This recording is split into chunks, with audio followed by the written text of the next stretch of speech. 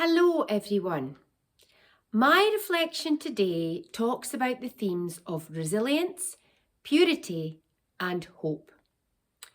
We are now in the part of the Christian calendar referred to as Lent.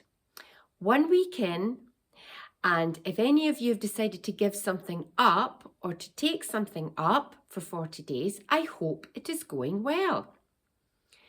I had a conversation recently with a close friend who has decided to give up those jelly-style sweets. Every day she will eat them, and because she is an athlete, she sometimes uses them to top up her sugar levels when competing. I suggested she had a fig roll instead, but that didn't go down well. When you put it into perspective, depriving ourselves of a little sweetie, piece of chocolate, glass of wine, it seems minuscule in comparison to what Jesus gave up for all of us. However, it's the fact that we are acknowledging his sacrifice and our little hardship should remind us daily of the massive price he paid. The same friend has just got a tattoo. She's very on trend. Anyway, before she got the tattoo, she put some thought into what she would like, and she decided to get the birth flowers of people close to her in her family. They are special to her, and so the tattoo will then remind her daily of them. One of the flowers was a snowdrop. Her niece was born in January, so the snowdrop represents those with a birthday in that month. Sometimes folks want to liken themselves to their birth flower, looking at the features and characteristics of the flower and matching their own personalities to it. Personally, I believe we are all so much more complex than that, and our own qualities and features are determined by how our lives have shaped us. But it's nice to correlate ourselves with a flower, as they are a beautiful part of God's creation, and so are we. It's also handy for getting more personalised style gifts for loved ones, like bookmarks and mugs, etc.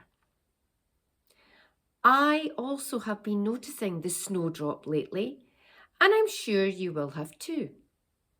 There are giant ones in my garden, and I have spotted clumps of them at the roadside when driving to work.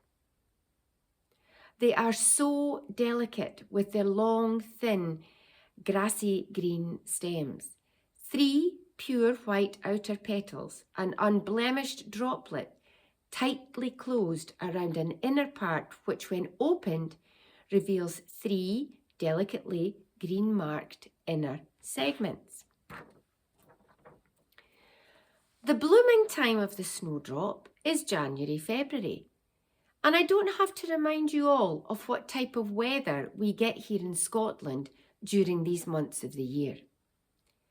This year has been particularly challenging with so much rain, cold temperatures and winds, and the darkness for some has been relentless. The ground is cold, hard and waterlogged in parts. However, the snowdrops have appeared.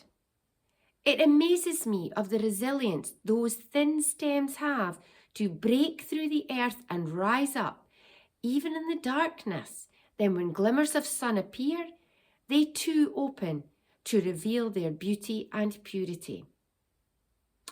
On Sunday in church, we sang Keith Getty and Stuart Townend's hymn, In Christ Alone. Verse 3 reads like this: There in the ground his body lay, light of the world by darkness slain, then bursting forth in glorious day, up from the grave he rose again. And as he stands in victory, sin's curse has lost its grip on me, for I am his and he is mine, bought with the precious blood of Christ. What a wonderful reminder to us that there is a unique light for us as believers. Not that bright shiny star in the sky called the sun, but the Son of God, Jesus. He brings to all of us, because of his ultimate sacrifice, 1 Corinthians 13:13, faith, hope and love, but the greatest of these is love. So the best version of yourself that you can be is not the characteristics of your birthday flower, but embrace your identity as a child of God through faith in the belief of Jesus.